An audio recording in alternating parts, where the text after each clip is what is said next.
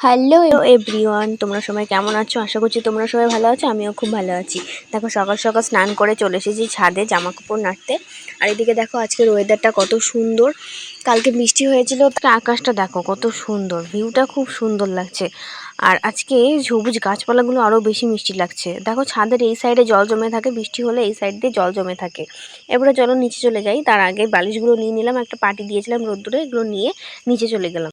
এই যে দেখো কত জামা কাপড়, এগুলো হচ্ছে কালকে বৃষ্টি পড়ছিল বলে কিছু শুকায়নি, তাই এগুলো আজকে শুকিয়েছি। এগুলো চলো গোছানো যাক। তারপরে দেখো এদিকে আমি জামা কাপড় বার করছিলাম, যাবো হচ্ছে মামা শ্বশুর বাড়ি। তো চলো সেখানে গিয়ে দেখা হচ্ছে। তো রেডি হয়ে নিয়েছি, এদের টোটোতে চলে যাচ্ছি আমি, পেখম বুড়ি, মা। আমি না সেরকম সাজি না, জাস্ট নর্মাল সাজি। আর এই দেখো আমার ননদিনী, ও আমাকে নিতে এসেছিল, ও আবার আমার সঙ্গে চলে যাচ্ছে। এই দেখো যার জন্য এসেছি, এই যে আমাদের রোগী, ট্রেন থেকে পড়ে গিয়ে এই অবস্থা।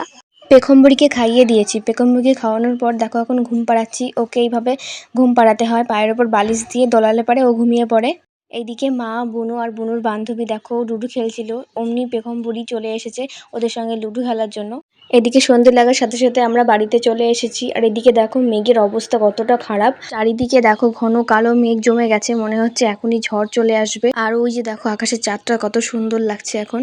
আর এদিকে দেখো রাত্রিবেলা ভাত বসিয়ে দিয়েছি মা বাবার জন্য। আর এই যে একটা ভুট্টা ছিল বাড়িতে, সেই ভুট্টাটা আমি পোড়াচ্ছিলাম। আমি আগে কখনো ভুট্টা পোড়াইনি, এই ফার্স্ট পোড়াচ্ছি ভুট্টা।